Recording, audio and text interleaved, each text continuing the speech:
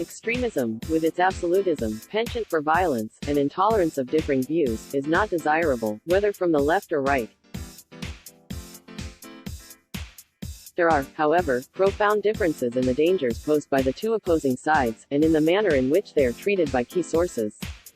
Right-wing extremism is a fringe movement largely rejected by conservatives, Republicans, and others on the right. Left-wing extremism has become the heart and soul of the progressive movement, supported by a number of key leaders of the Democratic Party, much of academia, and some of the media. Far-rightists are generally ostracized by the GOP, conservative donors and related organizations. Their counterparts on the left are well supported, feted. Even extremists on the right are, correctly, criticized without penalty. However, individuals and organizations which point out the dangers of their left-wing counterparts are falsely branded as racists, fascists, as well as just about any other epithet imaginable. Universities and news outlets bend over backwards to portray left-wing extremists in the best possible light. When a particularly outrageous act is committed, great pains are taken to say the perpetrator is a loner, not a leftist at all, or was responding to unbearable stimuli. Any act committed by an individual who has the remotest inclination to agree with conservatives is imputed to be the liability of everyone on that side of the ideological divide. Coverage of even the most serious acts committed by a progressive perpetrator fairly quickly leave the news cycle.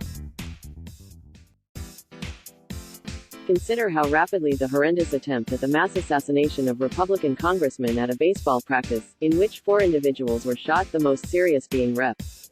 Steve Scalise, R. Louisiana, left the news cycle. Consider how differently the incident would have been treated if the victims had been leftist Democrats. Academia and the media have muddied discourse by portraying the most heinous historic left-wing extremists as rightists. When the Soviet Union was falling, the communist old guard were referred to by media sources as conservatives. Hitler's horrible National Socialists are only referred to as Nazis, to cover up their left-wing reality. Indeed, the anti-Semitism that characterizes socialists from Hitler to the Soviet Union to Democrats Rashida Tlaib, Ilhan Omar, and former DNC Vice Chair, current Minnesota Attorney General Keith Ellison remains largely unspoken, as does the barely concealed anti-Semitism of the BDS, boycott, disinvestment, sanction, movement so popular on the left, particularly within universities. Little has ever been discussed about the Obama administration's inexplicable tilt towards Iran, and its attempts to alienate America from Israel. Biased progressive history texts scrupulously overlook the 100 million murders, economic disasters,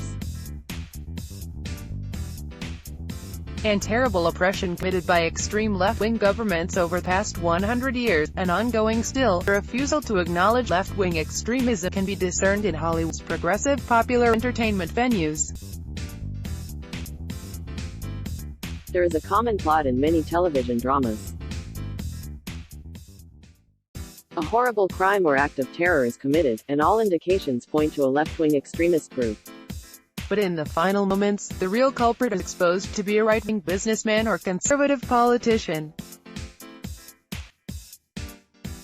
Antifa, the left-wing masked stormtroopers who have a penchant for street rioting, property damage, and physical assaults, have received protected status within their key arena of Portland, Oregon. The mayor of that city has encouraged the police to essentially stand down and surrender the streets to them during their outbreaks. Nothing was done when journalist Andy Go was beaten so severely by an Antifa mob that he required hospitalization. The response to this and Antifa's other outrages? As reported by the Daily Wire. Democrat Rep. Deborah Holland, DNM, proclaimed that far-left extremist group Antifa consists of peaceful protesters, who are just trying to protect Portland from domestic terrorism. Frank Vernuccio serves as editor-in-chief of the New York Analysis of Policy and Government. Let's block ads. Why?